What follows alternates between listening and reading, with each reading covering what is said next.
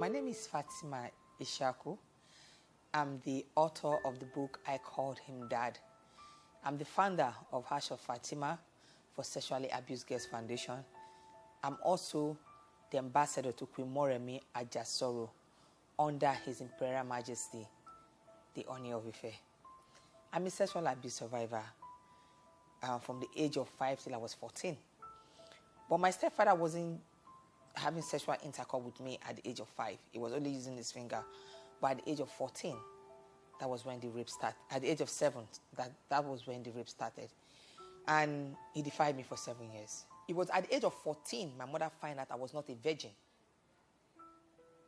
Then I told her who was defiling me. That was when it was revealed to me that he wasn't my dad. But when my mother found out I was being raped, she moved me out of the house to go and live with her brother. So I was living with her brother. So when my mom died, Igbo tradition, my mom is an Igbo woman. My biological dad is from the north. My stepfather is from the north. So when my mom died, I have to come back to the house to take care of my younger one. That is the tradition. The rape continued. He said to me, nobody's here anymore to protect you. So you have to submit yourself. I was tired. He called me all sorts of names, called me dirty, called me smelling, called me ugly. I was tired.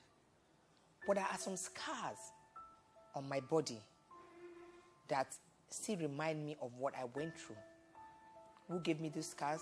My mother. Because when the rape started, I started running away from the house from the age of 10, 11. And sometimes when I run away from the house, when my mom come back, he would tell her all sorts of lies. Or when he beats me, he would tell my mom that he saw me kissing a boy. My mom would not listen. You don't want to know. Why you didn't ask?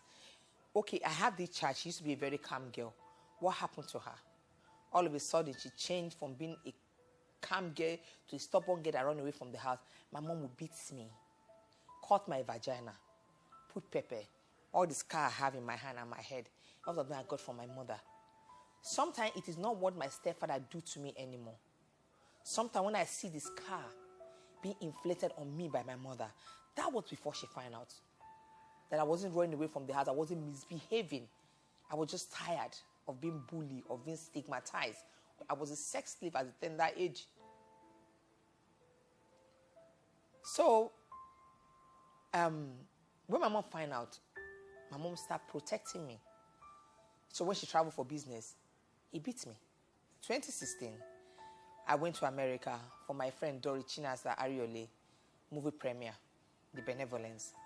That was how, there was an actress there also called Doris Simon, who have a story on rape. In that story, her father raped her. She had a child, but the child died of malaria.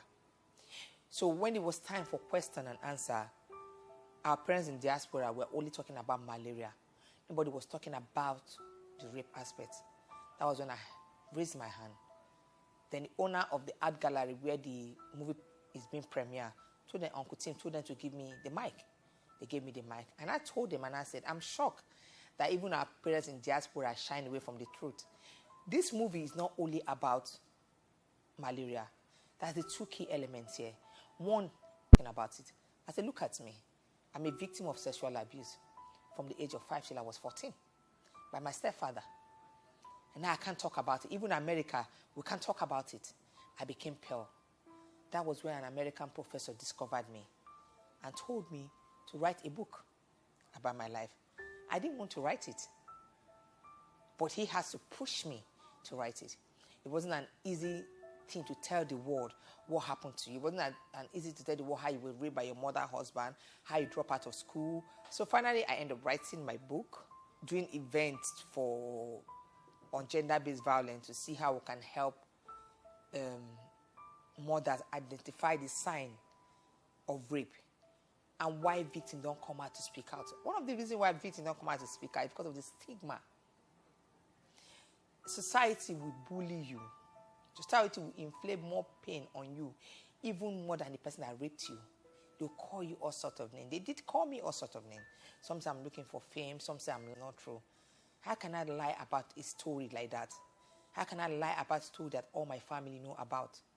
Right now, I forgive him. I see it as my destiny. I don't see it as he did it to me because he want to hate me. I think there's a purpose why things like this happen to me. Probably for me to be able to help victims that are going through the same thing.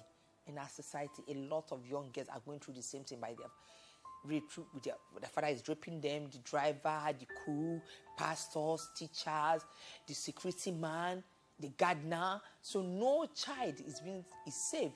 They are raped. Boy child is being sodomized. Don't say because I have a daughter, she's not saved. Okay, I only have a son, my son is saved. No, not in this society anymore. Every child is not saved. So one of the things that I do now is to educate mothers on how to protect their children, the signs they need to look out for,